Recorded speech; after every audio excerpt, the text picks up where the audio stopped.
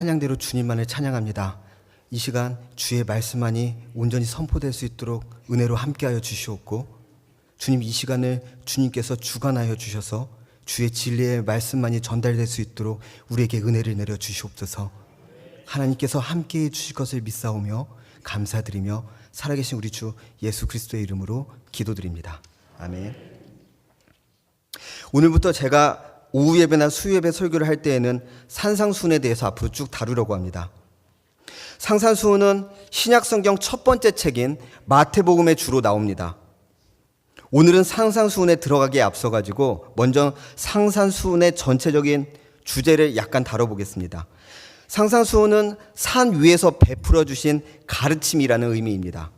비슷한 표현으로 산상보훈이라고도 합니다. 산 위에서 베풀어 주신 보석 같은 가르침이라는 의미죠. 또는 산상설교, 산 위에서 하신 설교라고도 부릅니다. 예수님께서는 갈릴리라고 하는 지역에서 많이 활동하셨습니다. 병자들을 치유하시고 귀신들을 쫓으시고 많은 기적을 일으키셨습니다. 그러자 많은 백성들이 예수님을 따르기 시작하죠. 예수님을 따르는 많은 제자들이 있었고, 그 중에서도 특별히 사도라고 불리게 되는 12명의 제자들이 있었습니다. 예수님께서는 산 위에 올라가셔서 12명의 제자들과 그 외에 많은 제자들과 예수님을 따르던 수많은 백성들에게 하신 설교가 바로 산상수훈입니다. 오늘은 산상수훈에 등장하는 8개의 복 중에서 첫 번째인 심령이 가난한 자에 대한 말씀을 나누겠습니다.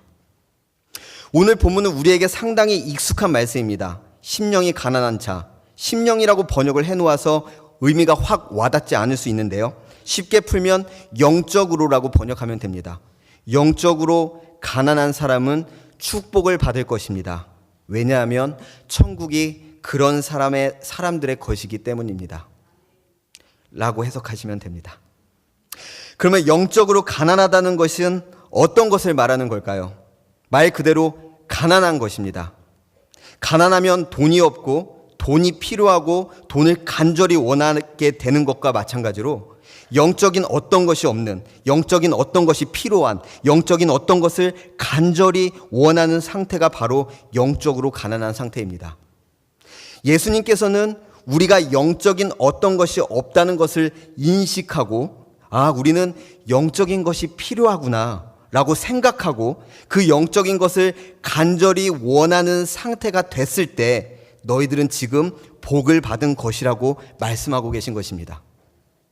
다시 말해 이 말은 우리들이 지금 우리의 현재 상태를 제대로 파악하지 못하고 있다는 의미이기도 합니다. 우리의 현재 상태를 제대로 파악해서 영적인 것이 필요하다는 것을 빨리 알아채야 한다는 것입니다. 그리고 그런 우리들의 상태를 우리가 알아챘을 때, 다시 말해 우리가 영적으로 가난한 상태, 영적인 것이 필요하다고 생각하는 상태가 되었을 때 예수님께서는 우리에게 복을 받은 것이라고 말씀하고 계신 것입니다. 이 말을 또한 다르게 표현하면 우리는 영적인 것을 소유하지 못했다는 말이기도 합니다. 여기에서 우리가 기억해야 할 것은 영적인 것들은 애초에 우리가 소유할 수 없는 것이라는 점입니다. 영적인 것은 하나님으로부터 받는 것입니다. 하나님으로부터 받는다는 표현이 좀 오해의 소지가 있는데, 하나님께서 우리에게 영적인 어떤 것들을 주셨다면 우리가 그 영적인 것들을 소유하게 됐다고 생각할 수도 있습니다. 하지만 엄밀히 말하면 영적인 것들을 실제로 갖고 계신 성령 하나님께서 내 안에 들어오셨기 때문에 마치 내가 성경에 나오는 믿음과 소망과 사랑 같은 영적인 것들을 갖고 있는 것처럼 느껴지는 것입니다. 예를 들어 보겠습니다. 내 친구가 엄청 재미있는 장난감을 갖고 있습니다. 근데 그 친구가 그 장난감을 갖고 우리 집에 놀러 왔습니다. 그래서 나는 우리 집에서 그 장난감을 마음껏 즐길 수 있습니다. 마치 그 장난감이 내 것인 양 실컷 갖고 놀 수 있죠. 하지만 정확히 표현하면 내가 그 장난감을 소유하게 된 것은 아닙니다. 그 장난감의 원래 주인인 내 친구가 우리 집에 놀러 온 것 뿐이죠. 만약에 그 친구가 그 장난감을 갖고 자기 집으로 돌아간다면 나는 더 이상 그 장난감을 갖고 놀 수 없게 됩니다. 마찬가지로 우리 인간은 애초에 이런 영적인 것들을 갖고 있지 않습니다. 영적인 것들을 실제로 갖고 계신 성령님께서 내 안에 들어오신 것이죠. 따라서 하나님의 은혜가 사라지면, 다시 말해 우리 안에 계신 성령님께서 우리를 떠나시면 우리는 영적인 것들과 전혀 상관없는 존재가 되어버립니다. 이렇게 영적인 것들이 내 안에 없는 상태를 하나님과의 관계가 끊어졌다고 표현합니다. 내 안에 영적인 것들이 있어야 우리는 하나님과 관계를 맺을 수 있는데, 우리 안에 그 영적인 것들이 사라지면 우리는 하나님과 아무 상관이 없는 상태가 된다는 것이죠. 그런 상태에서 인간은 하나님이 원하시는 대로 행동하지를 못합니다. 영적인 것이 없기 때문에 하나님께서 원하시는 것을 알 수도 없고 깨달을 수도 없기 때문이죠. 하나님께서 원하시는 뜻대로 행동할 때 성경에서는 선하다고 표현하고, 하나님께서 원하시는 뜻대로 행동하지 않을 때 성경은 악하다고 말합니다. 그리고 하나님께서 원하시는 대로 살지 않는 모든 생각과 행동과 태도를 성경에서는 죄라고 합니다. 모든 사람들은 하나님과의 관계가 끊어져 있는 상태로 태어나기 때문에, 다시 말해서 인간은 영적인 것들을 갖고 있지 않은 상태로 태어나기 때문에 하나님께서 원하시는 바를 알 수도 없고, 그래서 하나님의 뜻대로 살 수도 없는 것입니다. 그리고 이런 인간의 특성을 우리는 죄성이라고 부르죠. 하나님의 뜻대로 살 수가 없는 존재라는 것입니다. 영적인 것을 전혀 갖고 있지 않은 존재라는 말이죠. 영적인 것들을 갖고 있지 않기 때문에 우리 인간의 영혼은 영적인 것들이 차지해야 할 그 자리를 다른 어떤 것으로 채우려고 합니다. 그래서 우리 인간들은 자꾸 자신의 힘으로 무언가를 이루려고 하죠. 자신에게 만족과 기쁨을 주는 일, 어떤 보람을 느끼게 하는 일을 찾습니다. 그래서 어떤 사람들은 성인으로 불리기도 하고, 어떤 사람들은 위대한 업적을 남기기도 합니다. 또 어떤 사람들은 세상에 있는 불쌍한 사람들이나 동물들을 위해 자신의 일생을 바치기도 하죠. 어떤 신의 존재를 믿는 사람들은 그 신에게 열심을 다합니다. 어떤 사람들은 자신을 극한의 힘든 상황에 몰아넣고 수련을 하기도 합니다. 세상의 모든 것과 단절하고 명상을 하는 사람들도 있습니다. 이렇게 인간은 어떤 행위를 통해서 뭔가를 이루려고 합니다. 그들은 이런 행동으로 말미암아 도덕적으로 선한 일도 많이 하고, 성품도 착한 경우도 많고, 엄청나게 많은 사람들에게 좋은 영향력을 끼치기도 합니다. 네, 이런 사람들은 정말 착한 사람들이죠. 하지만 인간의 이런 모든 선한 행위조차도 그들의 구원에는 아무 도움이 되지 못합니다. 그들이 인간의 기준으로 봤을 때에는 아무리 선한 행위를 많이 하고 살았다고 하더라도 하나님이 보시기에는 그들이 하나님이 원하시는 대로 살지 않았기 때문에 하나님은 그들을 악하게 보신다는 것이죠. 그들이 아무리 대단한 위인이었고 인간의 관점에서 너무나 선한 사람이었다 하더라도 그 안에 영적인 것이 없었기 때문에, 하나님의 뜻을 알지 못했기 때문에, 그래서 하나님의 뜻대로 살지 못했기 때문에 하나님은 그들의 행위와 상관없이 그들을 악하다고 하십니다. 아니, 그 영적인 것이 대체 무엇이기에 그것이 없다고 그렇게 착하게 살았던 사람들까지 구원에서 제외가 되는 걸까요? 하나님을 나의 주인으로 모시게 되면 내 안으로 성령님께서 들어오십니다. 성령님은 세 분의 하나님 중에 한 분이시죠. 보통 하나님 아버지라고 부르는 여호와 하나님과 하나님의 아들이라고 부르는 예수 그리스도, 그리고 영으로 우리 인간들 안에 들어오시는 성령 하나님, 이 세 분은 각각 다 하나님이시면서 한 분이신 하나님이시죠. 성령님이 내 안에 들어오시게 되면 성령님의 속성인 영적인 것들도 내 안에 같이 들어오게 되는 것입니다. 성령 하나님이 내 안에 들어오셔서 가장 먼저 하시는 일은 내가 여태까지 죄라고 생각하지 않았던 과거에 했던 많은 행동들이 하나님 앞에서 죄였다는 것을 깨닫게 하십니다. 그래서 예전에는 아무 생각 없이 했던 행동들도 이제는 하려고 해도 뭔가 찜찜한 기분이 들기 시작하죠.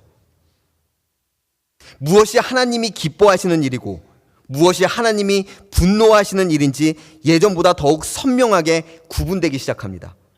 또한 그런 행동을 아무 생각 없이 하려고 해도 순간 이건 하나님이 싫어하실 행동이라는 것이 내 머릿속에 혹은 내 마음에 떠오르게 되죠. 이런 것을 영적인 것이라고 합니다. 성령 하나님께서 내 안에 들어오셔서 생긴 변화들입니다. 또 이런 변화도 있습니다. 그동안 나와 전혀 상관없다고 생각했던 설교나 성경 말씀이 점점 더 잘 들리고 이해가 되기 시작합니다. 무엇보다 그 내용이 바로 내 자신에게 적용이 되기 시작하죠. 그리고 그 내용이 내 현재의 삶에 영향을 미치기 시작합니다. 시간이 지나면 지날수록 점점 더 설교 말씀이 더 잘 이해되기 시작하고 관심을 갖게 되고 궁금해지기 시작합니다. 이런 것을 영적인 것이라고 합니다. 이 또한 성령 하나님께서 내 안에 들어오셔서 생기는 변화들입니다. 이런 영적인 것들을 경험하게 된 후에 우리는 계속해서 신앙생활이라는 것을 하게 됩니다. 때로는 예전에 그 영적인 것들을 경험했던 것이 마치 꿈이었던 것처럼, 마치 내게 그런 일이 없었던 것처럼 지금 이 순간 영적인 것들과 전혀 상관없이 살아가는 사람들도 있습니다. 이런 사람들은 보통 자신의 예전 상태만 얘기하며 자신도 예전에 임원도 했었고 새벽 기도도 나왔고 성경도 많이 읽었었고 예배도 빠짐없이 나왔다는 등 자꾸 과거에 있었던 일만 얘기를 하곤 하죠.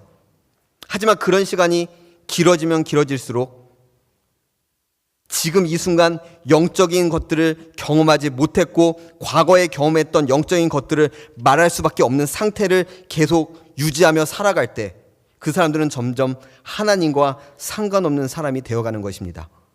이런 사람들은 인생을 살면서 마주치게 되는 많은 선택의 순간에서 하나님께서 기뻐하지 않으실, 더 정확히 말한다면 계속해서 하나님께서 분노하실 만한 선택을 하며 살아온 사람들인 것이죠. 이런 사람들에게서 하나님의 은혜가 떠나게 되면 그 사람들은 더 이상 구원을 받을 수 없게 됩니다. 영적인 것들이 아예 사라졌기 때문이죠. 구약성경 사무엘서에 나오는 사울 왕이 바로 이런 경우입니다.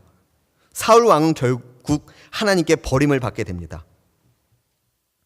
또 다른 경우도 있죠. 계속해서 하나님께서 분노하실 만한 선택을 하며 살아온 사람이지만 하나님의 은혜를 입은 자도 있습니다. 신약성경 사도행전에 나오는 사울입니다. 아까 언급한 사울 왕과 이름이 동일하지만 전혀 다른 삶을 살았던 사람입니다. 기독교를 탄압하고 그리스도인들을 잡아 죽였던 사울은 구약성경에 나오는 사울 왕과 달리 그리스도를 만난 후 삶이 180도 완전히 변하게 됩니다. 그리고 전 세계에 복음을 전하려고 일생을 바치는 사람이 되죠.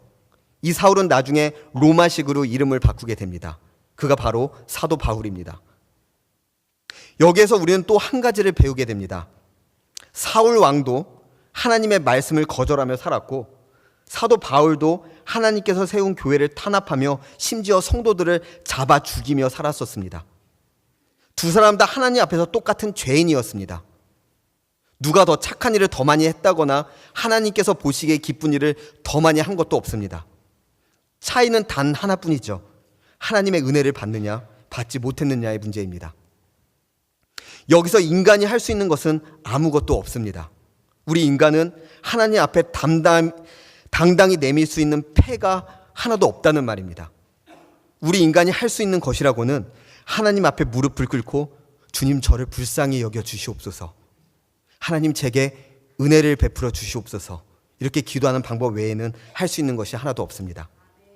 하나님의 은혜를 입은 사람들은 하나님의 타이밍이 되었을 때 자신 안에 있는 죄에 대해서 처절하게 깨닫게 됩니다. 그리고 이 상태가 되면 우리 안에 있는 이런 죄에 대한 어떤 해결책이 우리 인간에게는 전혀 없다는 사실을 깨닫게 되죠.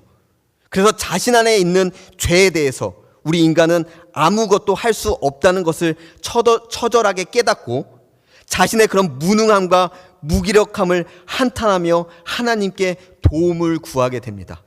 이런 상태가 바로 영적인 것을 간절히 구하는 상태, 바로 영적으로 가난한 상태입니다.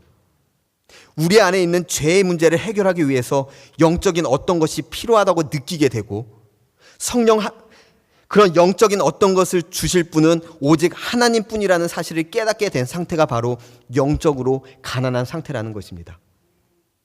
이렇게 영적으로 가난한 상태가 되기 위해서는 그 사람 안에 성령 하나님께서 들어오셔야 합니다. 성령 하나님께서 우리 안에 들어오시게 되면 우리는 영적인 것들, 다시 말해 죄와 죽음과 은혜 같은 것을 경험하게 됩니다. 그리고 깨닫게 되는 것입니다. 아, 이런 것들이 있구나. 아, 바로 이런 것들이 성경에 기록된 바로 그 영적인 것들이구나. 하나님, 이런 영적인 것들을 더 갖고 싶습니다. 하나님, 하나님에 대해서 더 알고 싶습니다. 하나님, 제 안에 있는 죄악들이 너무 많은데 해결할 방법이 없습니다. 영적으로 가난한 자들은 바로 이와 같은 탄식을 하게 되는 것이죠. 그리고 이 필요를 채워줄 수 있는 분이 오직 하나님밖에 없다는 것을 깨닫게 됩니다. 우리 인간은 오직 하나님만을 의존할 수밖에 없는 존재라는 사실을 깨닫게 되는 것이죠. 이런 상태는 마음을 굳게 먹고 결심한다고 되는 것이 아닙니다. 나는 이제부터 하나님을 믿겠어. 이제부터 열심히 성경책을 읽어야지. 나는 이제부터 순종하며 살겠어. 이렇게 결심한다고 영적으로 가난한 상태가 되는 것이 아니라는 말입니다. 하나님의 은혜를 입은 자라야 하고 하나님께서 정하신 그때가 되어야 하고 그 정확한 때가 되기까지 하나님께서 준비하신 많은 상황들과 사건들을 통해서 하나님 앞에서 무너질 준비가 되어 있어야 합니다. 그런데 그런 준비조차도 하나님께서 하시는 것입니다. 인간 스스로 어떤 종교적인 행동을 열심히 한다고 해서 이런 상태가 되는 것이 아니라는 말입니다. 막말로 이러한 상태가 되기 위해서 우리가 할 수 있는 것은 아무것도 없습니다. 다만 하나님께서 우리 안에 가득한 죄를 깨닫게 해달라고 구하는 방법 외에 우리가 할 수 있는 것은 없습니다. 자신이 영적인 것들이 필요하다고 깨닫게 된 자는, 다시 말해 자신은 하나님만을 의지할 수밖에 없는 존재라는 사실을 깨닫게 된 자는 하나님의 은혜를 받은 자입니다. 또한 하나님께서 정하신 그때를 경험한 자입니다. 또한 하나님께서 앞으로 구원의 길로 이끌어 가실 자입니다. 이런 사람을 영적으로 가난한 자라고 합니다. 그래서 예수님은 영적으로 가난한 자는 이미 복을 받은 것이라고 말씀하시는 것입니다. 하나님의 은혜를 받았고 하나님께서 정하신 그때를 경험하여 자신의 상태를 깨닫게 됐고 하나님께서 구원의 길로 끝까지 이끌어 가실 것이기 때문에 복을 받았다고 말씀하시는 것입니다. 그래서 영적으로 가난한 자는 천국이 그들의 것이다 라는 말을 듣게 되는 것이죠. 영적으로 가난한 자는 이미 복을 받은 것이다. 왜냐하면 천국이 그들의 것이기 때문이다. 오늘 본문에 나오는 시기는 율법주의가 가득했던 시기였습니다. 율법주의라는 것은 율법이라는 행위를 스스로 지켜서 구원을 받으려는 태도를 말합니다. 인간 스스로가 어떤 행동을 함으로써 자신의 구원을 스스로 이루겠다는 태도이죠. 예수님은 산상수훈 설교를 통해서 이런 율법주의는 잘못된 것이라고 가르치고 계신 것입니다. 구원은 오직 하나님이 하시는 것입니다.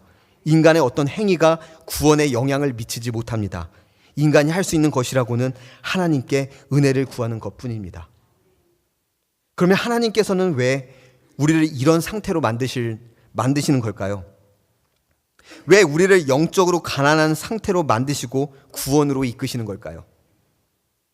하나님은 우리를 하나님을 의존하며 살아가는 존재로 만들어 가시는 것입니다. 우리가 영적으로 가난한 상태가 되면, 다시 말해 영적인 것들이 필요한 사실을 깨닫게 되면 우리는 영적인 것들을 공급해 주시는 하나님을 의존하기 시작하게 되기 때문입니다. 하나님은 우리를 바로 이런 상태로 만들어 가시는 것입니다. 하나님은 우리가 하나님을 의존하며 살아가는 존재라는 사실을 이런 표현으로도 설명하셨습니다. 하나님은 아버지고 우리는 그의 자녀입니다. 하나님은 남편이고 우리는 그의 신부입니다. 하나님은 왕이시고 우리는 그 왕국의 백성입니다. 하나님은 포도나무고 우리는 그 가지입니다.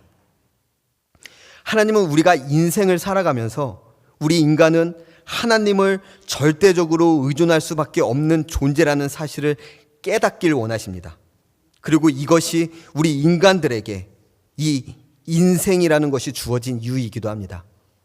우리 인간은 하나님을 의존하며 살 수밖에 없는 존재구나. 하나님은 바로 이 사실을 역사를 통해서 계속해서 우리에게 가르치시고 또 가르치시기를 반복해 오신 것입니다. 우리 인간은 하나님을 의존하며 살 수밖에 없는 존재들이구나. 반대로 사탄은 우리 안에 이런 생각을 계속 심어 놓습니다. 우리 인간은 우리 뜻대로, 우리 마음대로 살 수 있는 존재야. 너 마음대로 해. 성경은 처음부터 끝까지 바로 이 두 가지의 생각이 서로 부딪히는 이야기입니다. 하나님을 의존하며 살아가는 사람들과 자신의 뜻대로 살아가는 사람들, 이 두 사람이 수천 년부터 오늘날에 이르기까지 계속 부딪히며 살아가는 것이죠. 인간은 자기 마음대로 살 수 있는 존재라고 생각하는 사람들을, 자기 마음대로 살아갈 수 있는 존재라고 생각하는 사람들을 성경은 죽은 자라고 표현을 합니다. 마태복음 8장 21절에서 22절 말씀을 한번 다 함께 읽어보겠습니다. 네, 제자 중에 시작. 제자 중에 또 한 사람이 이르되 주여 내가 먼저 가서 내 아버지를 장사하게 허락하옵소서.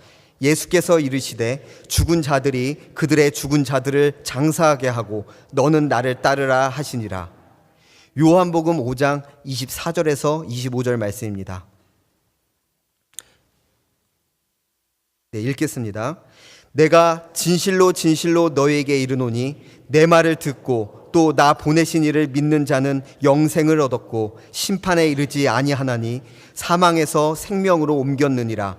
진실로 진실로 너희에게 이르노니 죽은 자들이 하나님의 아들의 음성을 들을 때가 오나니 곧 이때라.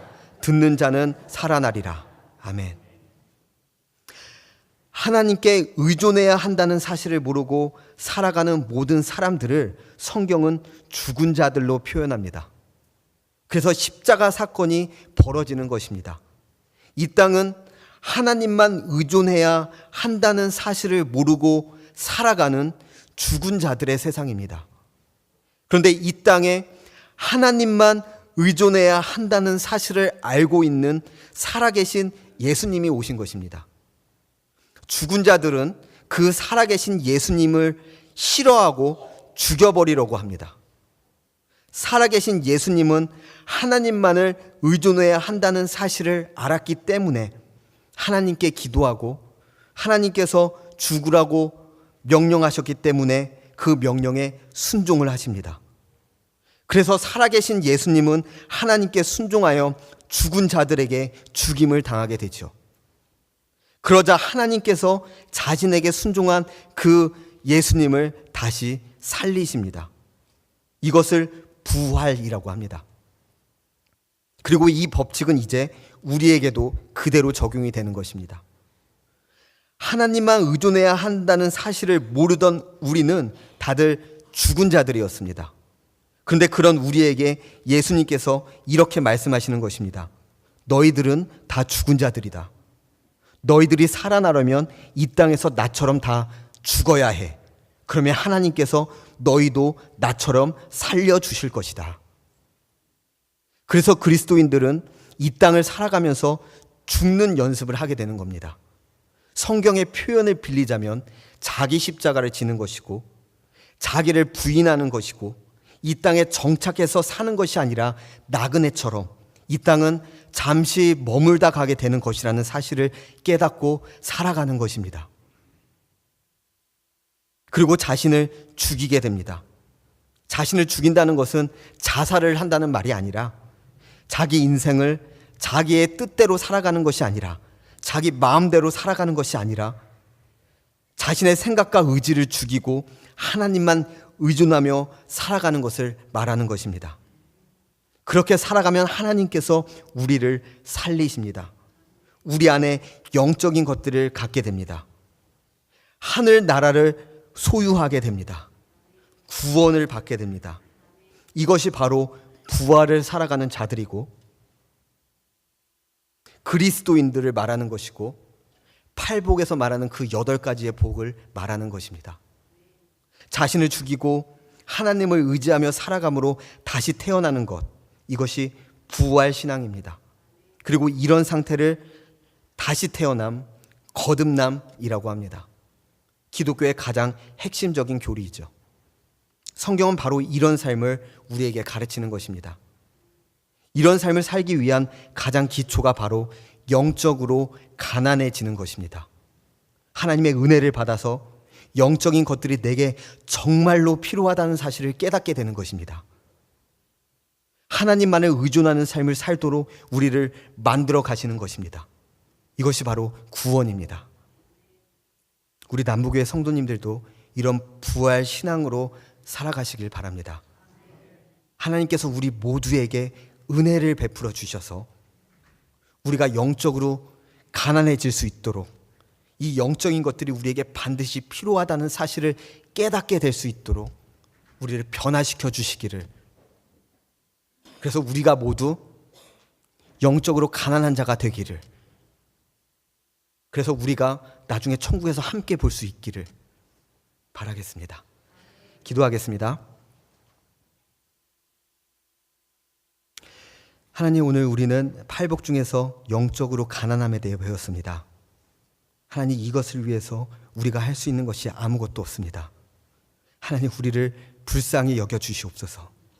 하나님, 우리가 안에 있는 죄악들을 온전히 깨닫게 해주시옵고, 이 죄를 깨닫는 것에 그치는 것이 아니라 그 죄악에서 벗어나 하나님의 말씀을 붙들고 주께 순종하며 살아갈 수 있도록 하나님, 우리에게 주께 순종할 수 있는 능력 또한 허락하여 주시옵소서.